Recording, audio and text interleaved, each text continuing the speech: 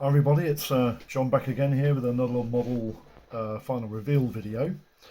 I'm a bit cluttered for space here at the moment, and I'm having a problem finding anywhere really to do videos for final reveals anyway, certainly. Today we're looking at the Revell Heinkel HE70F2. This isn't actually a Revell tooling, it's actually an ICM tooling, and it's not a very easy kit to build, I must admit.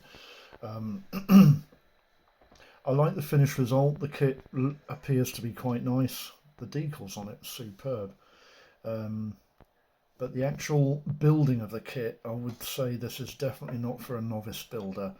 It went together with hitches here and there, but the actual final result isn't too bad. I was quite impressed with it. And it is quite an attractive looking aeroplane. But in concern with the build itself, there are two areas which are what I consider to be you need to be a fairly experienced builder and know how to use a modelling knife, because you need to do quite a bit of whittling and you need to be very careful about how you cut parts away for the undercarriage and the main wings where they join the fuselage halves. Firstly, we'll look at the undercarriage, because the undercarriage on this thing is quite complicated, as you can see. Um, each undercarriage oleo, leg, door and wheel assembly comprises of around about 8 parts, I would say, with all the doors, and they have to be cut precisely and fixed precisely, otherwise the aircraft does not sit on its wheels. It will actually sit on its landing bay doors.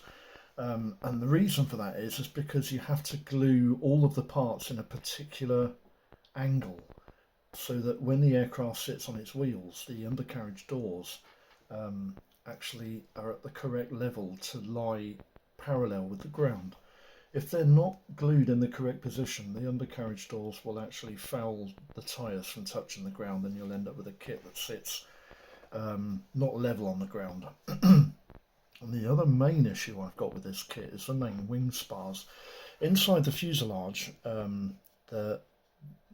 the main wings are actually built in 5 sections. You've got 2 upper wing halves, and then you've got a middle section and 2 outer wing halves. And the main issue I've got with this kit is with the middle section, because it actually glues to the underside of the fuselage, but underneath the cockpit floor you've got 2 main wing spars that form part of the interior of the model, if you like. The problem is that the wings are so narrow inside that you can't actually get the main wing spars to allow the upper wing halves to fit to the wing roots properly, and you have to chamfer those parts down. And the easiest way to do it, to be honest with you, is to glue the main wing spar parts to the lower section of the wing here. Whoops, sorry about that.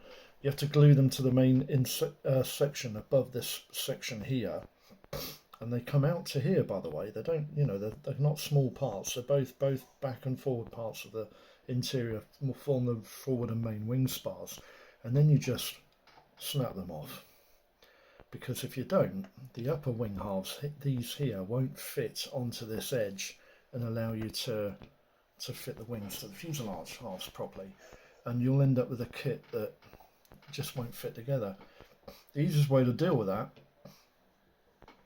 is to glue the wing spar halves underneath the fuselage floor, because you need them to form the correct height for the fuselage interior, so that it all fits into the fuselage nice. But then you have to cut the spars off outside of the floor pan, and also you have to chamfer a little tiny bit off both sides of the floor pan, otherwise it won't fit inside the fuselage halves.